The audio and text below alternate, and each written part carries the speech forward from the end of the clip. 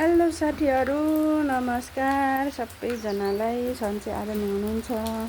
म चाहिँ एकदम ठिक छु। हेर्नुहोस् होला साथीहरू, हाम्रो चाहिँ हिजोदेखि पानी परेको ठुलो नि आएको छैन, मसिनो खालको एक नासले पानी आइरहेको छ साथीहरू।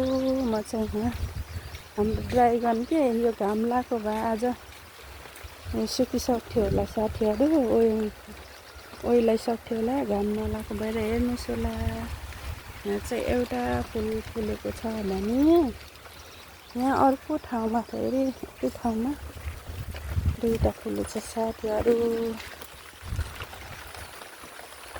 देख्न सक्नुहुन्छ। यो फुल मलाई फेरि लास्टै मनपर्ने, तर किन होला है, यो घाम लाग्यो भने ओइलाइहाल्ने यसको बैगुन भनौँ कि यसको हुन त कारण छ होला नि यो पनि। अनि यो फुल म चाहिँ यहाँ पानी परेछ के, पानी परेर भए पनि अहिले यो फुल ओइलाउँछ भनेर हजुरहरूलाई देखाउनको लागि। देख्न त कतिजनाले देख्नु भएको छ होला, तर यो ड्राइगनसित मेरो एउटा कहानी छ के साथीहरू। यो लगाएको चाहिँ 6 वर्ष भयो। म बिरामी भएको पनि लगभग त्यति नै भयो। लगभग मैले 2वटा किमो भ्याएर अपरेसन, यो म त कोलोन क्यान्सर हो नि त, कोलोन क्यान्सर बिरामी। अहिले त निको भइसक्यो, भिडियो बनाएको। अनि यो ठ्याक्कै मैले 2वटा किमो भ्याइसकेपछि अनि अर्को किमो लगाउन जाने बेलामा चाहिँ हाम्रो एकजना लालबहादुर सर हुनुहुन्छ कि, यहाँ यस्तै बिरुवाहरू बनाएर बेच्नुहुन्छ, नर्सरी सागहरूको यस्तै बनाएर बेच्नुहुन्छ उहाँले, पुरिला अनि सिमल तरुल त्यस्तै बनाएर। हाम्रो लालबहादुर सरले चाहिँ नानी बिरामी हुनुहुन्छ बाबु, अनि यो फलेर खानलाई अर्ग्यानिक एकदम राम्रो हुन्छ, उहाँको लागि भए पनि एउटा जसरी भए पनि लैदिनु होला भनेर सरले, हाम्रो मेरो हस्बेन्डले नमान्दा पनि सरले एकदम कर गरेर के उहाँकै उसले गर्दाखेरि ल्याइदिनु भएको थियो।